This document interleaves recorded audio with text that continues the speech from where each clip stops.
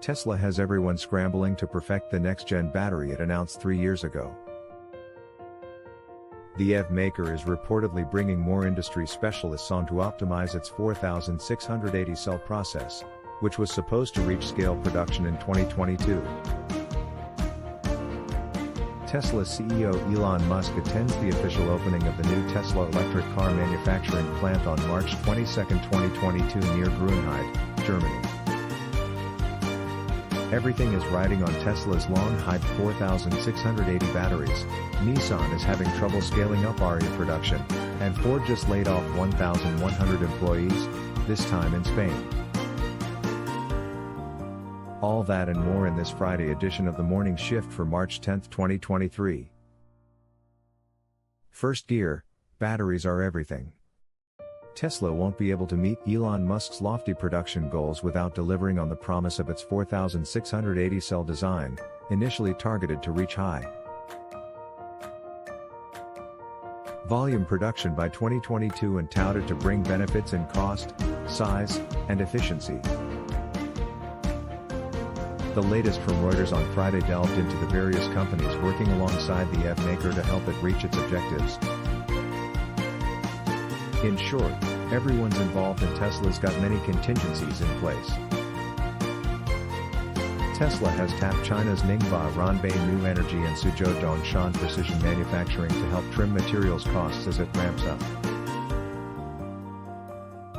production of 4680 battery cells in the United States, according to the sources, who asked not to be named.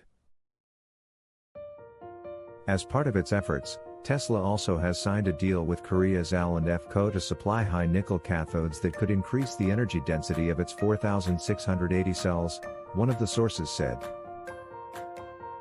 The automaker aims to augment its own output with 4680 cells from Korea's LG Energy Solution and Japan's Panasonic, an insurance policy to secure future EV production, two of the sources said. LG and Panasonic are expected to supply cells for Cybertruck, one of the sources said.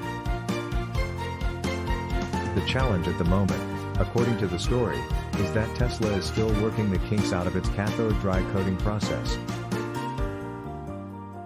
I am not an engineer, so I have pretty much zero insight as to what that means, but the upshot is that the company can't yet produce the cells with the yields it requires, which is probably at least one of the issues holding the Cybertruck back. Related content. EV maintenance and ownership isn't everything it's cracked up to be.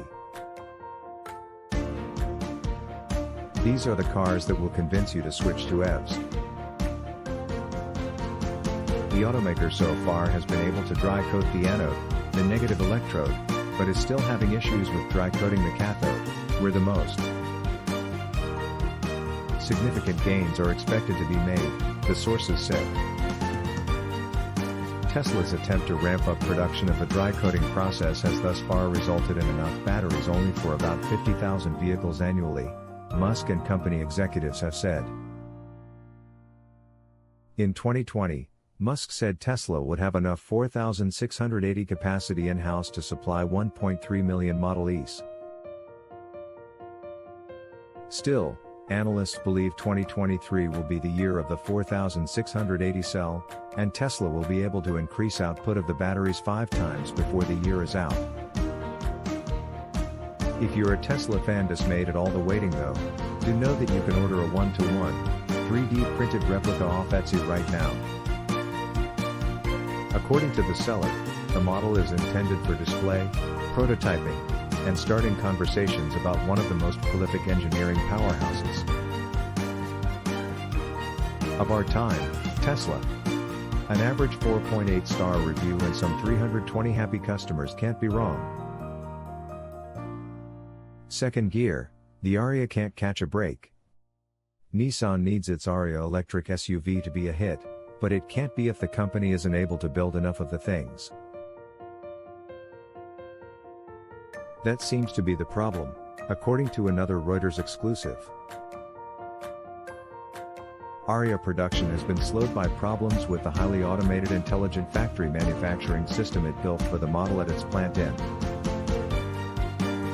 Tuchigi, north of Tokyo, two of the people said.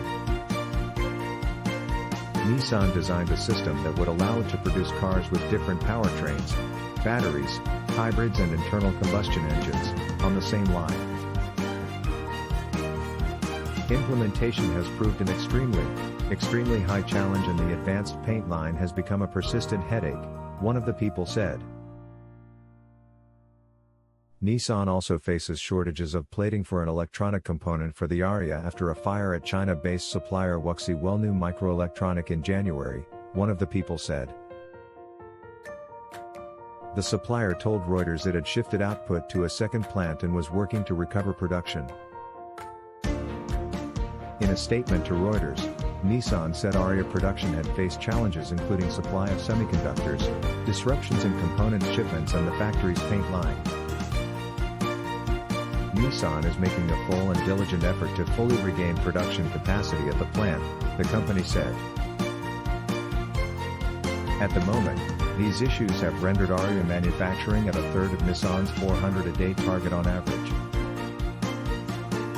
Some of them, namely the semiconductor woes, are of course unavoidable, but maybe Nissan didn't have to reinvent production line painting in tandem with launching its most important model in ages.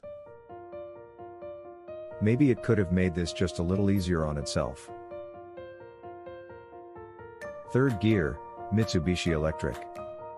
In terms of volume, Southeast Asia and Oceania is really important to Mitsubishi. Those regions are volume drivers for the brand. North America, on the other hand, is where it can take a bit of a punt on higher-end vehicles.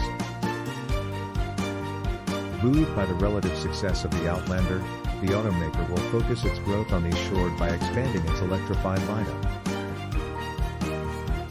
One of those might even take the form of an electric pickup. From Automotive News. The sweeping roadmap focused heavily on electrification but included a slew of business targets including a global sales goal of 1.1 million vehicles for the fiscal year ending March 31, 2026. That goal is up from an expected 866,000 units this fiscal year.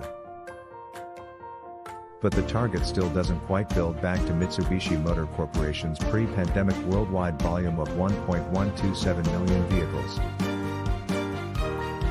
CEO Takao, Kato's electrification plan calls for investing between 1.4 trillion and 1.8 trillion yen, $10.26 billion to $13.19 billion, in R&D and facilities for electrification through 2030. That will partly fund the rollout of 9 new electrified models, including battery electrics, hybrids and plug-in hybrids, over the next 5 years. They will be part of a global rollout plan for 16 models overall, including traditional internal combustion vehicles. Under the new midterm plan, we will consistently make more investment in R&D and capital expenditure in response to the upcoming era of transformation, Kato said. Among the electrified vehicles previewed by Kato were a full electric pickup truck, a 2-row all-electric SUV, a 2-row hybrid SUV and hybrid versions of its expander and another MPV nameplate. It also envisions electrified versions of the Outlanders Ford and Colt. A new Mitsubishi pickup would be the coolest, and might actually work out well for the brand if it serves the more compact or mid-size realm, an arena. Just about everyone in the business of making electric trucks is ignoring, because there's less money in it. Mitsubishi just needs to hit singles right now, though, not home runs. Fourth gear, Ford keeps downsizing in Europe. Weeks after eliminating 3,800 jobs primarily in Germany and the UK, Ford announced Friday that it will also cut 1,100 positions at its Valencia plant, where